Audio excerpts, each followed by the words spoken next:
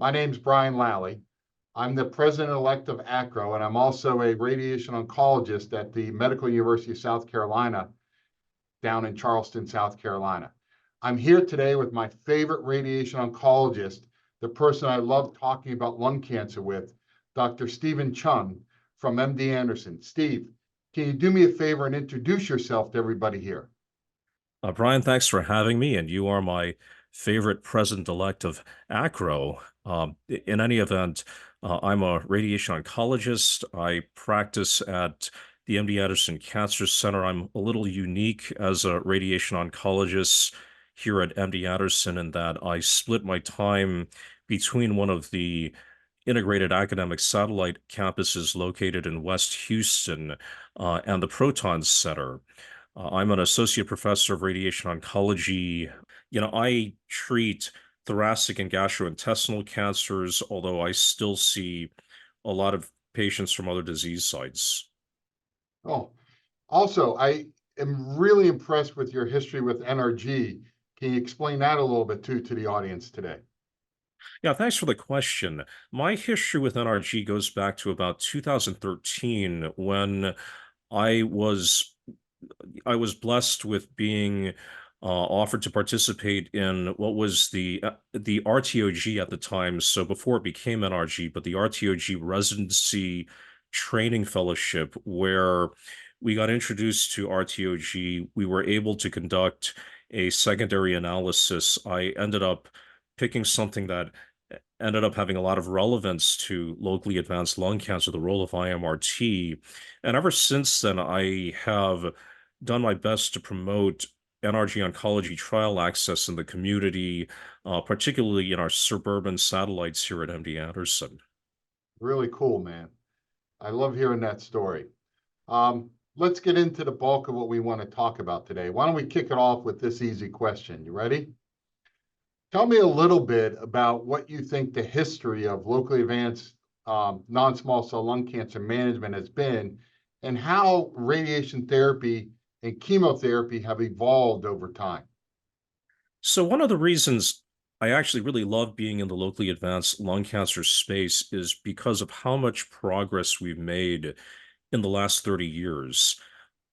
Many people, who know me know that I'm a classical music um, aficionado or enthusiast, and it's hard to believe that Leonard Bernstein, one of the greatest American musicians, he wrote West Side Story, On the Town, other things. He was diagnosed with a locally advanced squamous cell carcinoma of the lung in 1990.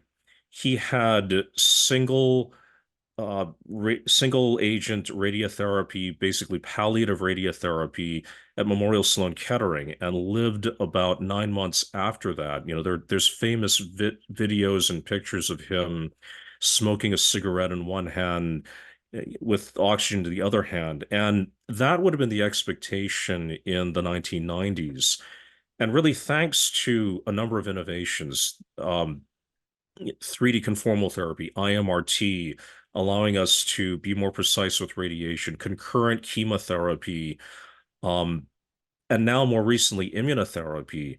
We've pushed the needle bit by bit, and we've gone from a 9 month life expectancy, probably in the early 90s, to today, what is the majority of patients alive at 2 years, and over half of patients alive probably at the 4 to 5 year mark.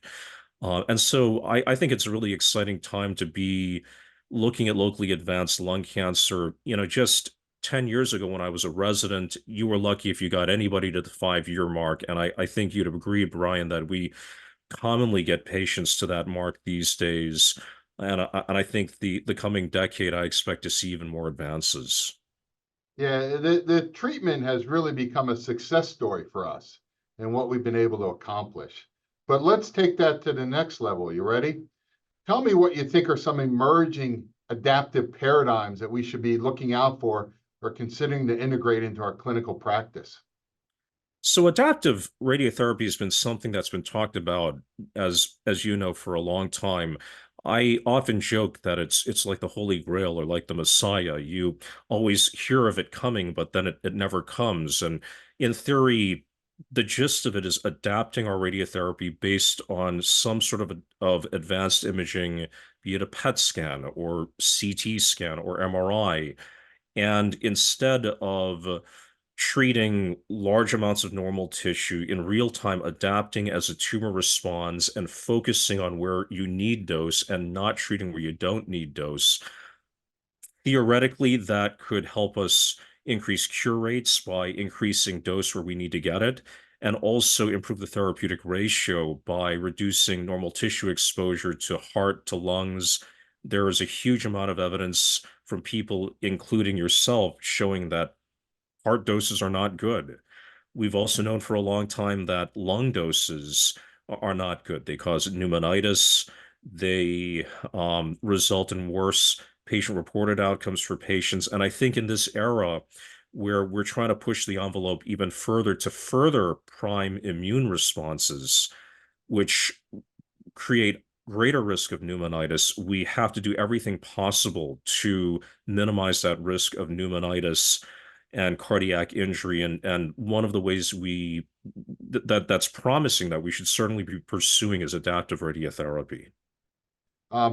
Steve, that's a great point. And I think, I was taught at an early age that if you don't respect the normal tissues, they're going to bite you. And so we're getting better at controlling the disease, but focusing on these normal tissues is critical. When you're in your practice, how do you optimize your IMRT plans for esophageal cardiac constraints? And then let's do those first, and then we'll talk about, lung constraints in another question. Is that okay? Why don't you Oh, go you with that bet. one? Yeah, you bet. So I know this is crazy, but the one thing I focus on is having the plan be conformal, first and foremost. It's kind of surprising to some people when I say this. There's been a lot of talk over the years over low dose constraints. Let's bring the low dose off of the lungs, and that inevitably forces dose into the heart. I hope it's not too shocking to people that I, first and foremost, like any other disease site, be it head and neck or brain cancer or anal cancer, I look at lung cancer plans no differently than those plans. Is the plan conforming? Is the high and intermediate dose conforming to my target? As basic as it is, it's surprising to me. Look at that because of some historic concerns about low dose bath and mean lung doses. But what I think has emerged not only from RTOGO 617, but also from years of experience from, let's say, Wilms tumor. We irradiate whole lung radiotherapy for Wilms tumor. That's a V5 or a low dose bath of 100%. And there's 40 years of follow-up from that. We now have long-term follow-up of RTOGO 617. This low dose bath doesn't seem to have any meaningful clinical consequence. So I think really the time is to focus on conformity in terms of specific constraints that I use for the heart. One that has emerged that I recently presented at the World Lung Conference in 2023 is maintaining a heart V40, or the amount of heart getting 40 gray less than 20%. I think for esophagus, I still regard it as a structure in series like the spinal cord. I really just try to have the dose as conformal as I can there. And if I'm going a prescription dose of, let's say, 60 gray, not having a hot spot of more than 62 or 63 gray, but really I try to have the dosimetrist carve out of the esophagus the best that they can. I don't really believe in mean doses for esophagus. Steve, that's a great point. Let's switch gears a little bit now and talk about how to minimize pneumonitis, because when we want to focus on giving Imfinzi after chemo rads, if they're on prednisone, it's kind of counterproductive, so to speak. Again, going back to basics, I think we have to think mechanistically about what causes pneumonitis. When we go back to the classic radiobiology data they irradiated mice, they irradiated, all sorts of animals to understand what is the threshold dose to cause pneumocyte injury. That threshold dose is probably around 20 gray. That's where the classic V20 constraint comes from. That is the constraint that I look at. I am not concerned with mean lung doses. I am not concerned with the V5 or V10. In fact, if I see the V5 or V10 constrained, I will ask the dosimetrist to spread it out, because if it's being constrained, that inevitably is putting a high and intermediate dose over the heart. And we now know from 0617 and a lot of other analyses that is counterproductive. With with the Pacific trial, we know that the rate of severe pneumonitis is probably in the range of 3 to 5%. We also know from RTOG 0617 and other studies, the risk of severe pneumonitis is also from radiation about 3 to 5%, so probably a cumulative risk of about 10%. Again, going back to basics, the fundamental here that I want to stress is the prospective evidence suggests we should make the plan conformal.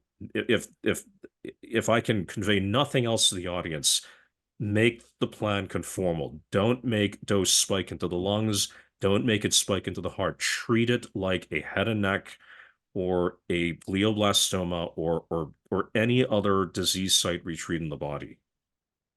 That's great comments, because I think that's really important to stick to the basics. One question I see struggling at my tumor board, or maybe we don't struggle with it here, but at places where they may not have strong thoracic surgery, it seems like if you do have a good thoracic surgery program, they're talking more about Checkmate 0816.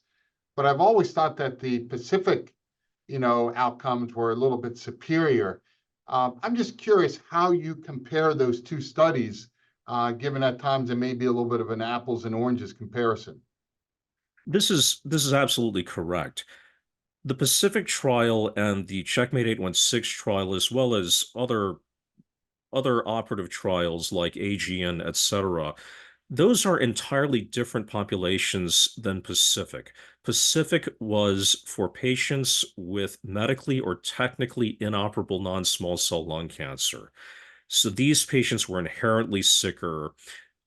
When you look at Checkmate 816, substantial numbers of patients were early stage lung cancers. They were all operable. We're not talking about N3 disease, multi-station N2.